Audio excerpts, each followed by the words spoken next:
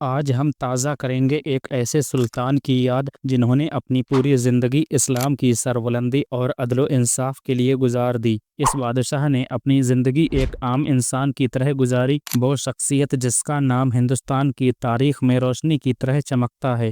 ہم بات کر رہے ہیں حضرت سلطان اورنگزیب عالمگیر رحمۃ اللہ علیہ کی۔ سلطان اورنگزیب رحمۃ اللہ علیہ کا جنم 15 ذی الحجہ 1027 ہجری اگر ہندی تاریخ کی بات کریں تو 3 نومبر 1618 کو ہوا۔ آپ کے والد وہ عظیم شخصیت تھے جنہوں نے محمد مصطفیٰ صلی اللہ علیہ وسلم کا دیدار کیا تھا جب دلی کی جامع مسجد بن کر تیار ہوئی۔ اس وقت مغل بادشاہ شاہجہاں نے خواب میں آپ صلی اللہ علیہ وسلم کا دیدار کیا تھا، اور آپ کی والدہ وہ ہیں جن کے لیے دنیا کے 7 عجوبوں میں شمار کیا جانے والا تاج محل بنوایا گیا تھا۔ حضرت اورنگزیب مغل بادشاہ شاہجہاں اور والدہ ممتاز بیگم کے بیٹے تھے۔ ایک بادشاہ کے گھر میں پیدا ہونے کے بعد بھی انہوں نے دنیا کی دولت اور آرام و آرائش سے الگ آپ نے اپنی پوری زندگی اسلام کی خدمت اور اس کی حفاظت میں گزار دی۔ اورنگزیب 5 وقت کی نماز اور تہجد کبھی نہیں چھوڑتے تھے، یہاں تک کہ جنگ کے میدان میں بھی وہ اپنے وضو اور نماز کا خاص اہتمام فرماتے تھے۔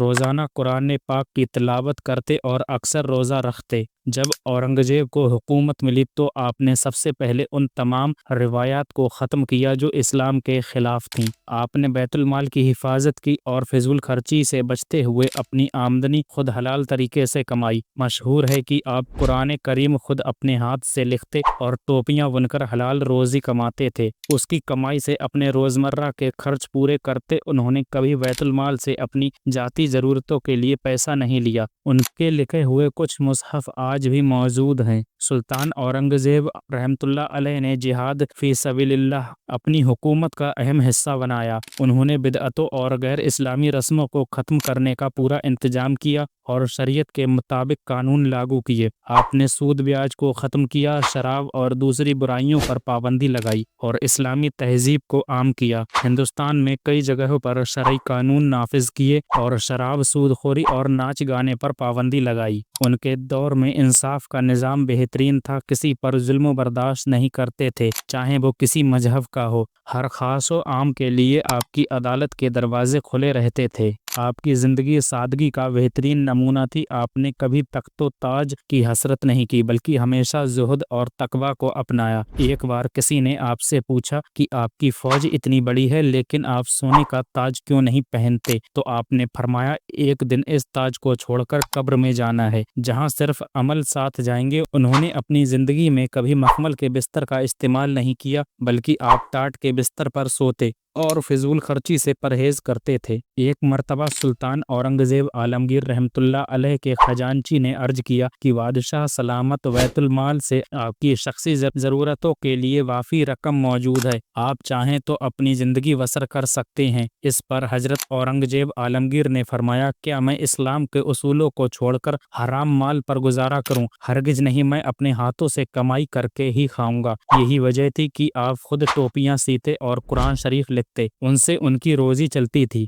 حضرت اورنگزیب کا ایک واقعہ بہت مشہور ہے۔ ایک بار آپ ہندوستان کے راجا حضرت خواجہ معین الدین چشتی کی بارگاہ میں پہنچے، جہاں آپ نے بھکاری کو دیکھا جو نابینا یعنی آنکھوں سے اندھا تھا۔ جب اورنگزیب نے اس سے بات کی تو پتہ چلا وہ 20 سال سے اجمیر درگاہ پر لوگوں سے بھیک مانگ رہا ہے۔ بادشاہ اورنگزیب نے اپنے سپاہیوں سے کہا، میں درگاہ کے اندر سے ہو کر آتا ہوں، اگر میرے آنے تک اس کی آنکھیں واپس نہ آئیں تو اسے قتل کر دینا۔ یہ سن کر وہ بھکاری رو کر دعا مانگنے لگا۔ حضرت اورنگزیب درگاہ کے اندر چلے گئے اور جا کر خواجہ معین الدین چشتی سے سلام کیا لیکن کوئی جواب نہیں آیا۔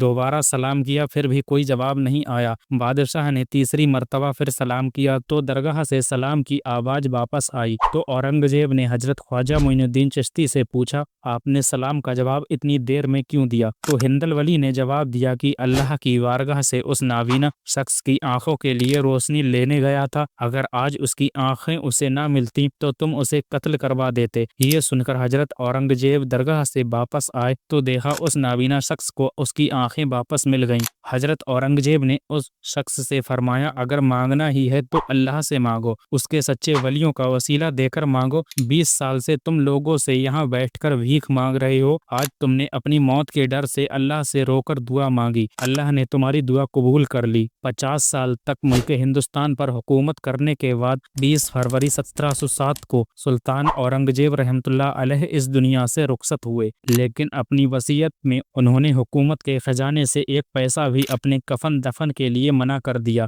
और कहा कि उन्हें उन्हीं के पैसों से दफन किया जाए जो उन्होंने अपने हाथ से कुरान शरीफ लिखकर कमाए थे। हजरत औरंगजेब रहमतुल्लाह अलैह की वफात के बाद जब उनके दफन का वक्त आया तो वजीरों ने बैतुल माल से पैसे लेने की पेशकश की तो उनके बेटे ने रोते हुए कहा, मेरे वालिद ने अपनी कमाई से इतने पैसे जोड़ रखे हैं कि उनका कफन दफन उसी से किया जाए। वो हराम माल को छूना भी गुनाह समझते थे। ये सुनकर पूरी सल्तनत रो पड़ी और लोगों ने गवाही दी कि वो एक सच्चे और परहेजगार मुस्लिम बादशाह थे। कहा जाता है कि हजरत औरंगजेब रहमतुल्लाह अलैह अपने आखिरी वक्त तक कुरान शरीफ की तिलावत करते रहे। उनके पास उनके हाथ से लिखे हुए कई कुरान शरीफ थे। वो अक्सर फरमाते थे, अगर मेरा कोई सच्चा दोस्त है तो वो कुरान पाक है। औरंगजेब आलमगीर रहमतुल्लाह अलैह ने ये वसीयत की थी कि मेरे बाद मेरी कब्र पर कोई फिजूल खर्ची मत करना और ना ही मेरी कब्र के ऊपर कोई मजार बनवाना। और आज भी हजरत औरंगजेब की मजार खुले में है, उसके ऊपर कोई भी इमारत नहीं बनाई गई। सुल्तान औरंगजेब रहमतुल्लाह अलैह सिर्फ एक हुक्मरान ही नहीं बल्कि एक सच्चे मुसलमान, एक मुजाहिद और एक खुदा तरस इंसान थे। उनका हर अमल इस्लाम के मुताबिक होता और उन्होंने अपनी हुकूमत को दीन इस्लाम के उसूलों पर चलाने की पूरी कोशिश की। उनकी करामात और बाक़यात आज भी मुसलमानों के लिए सबक हैं। दोस्तों, आज की इस वीडियो में बस इतना ही। मिलते हैं किसी अगली वीडियो में।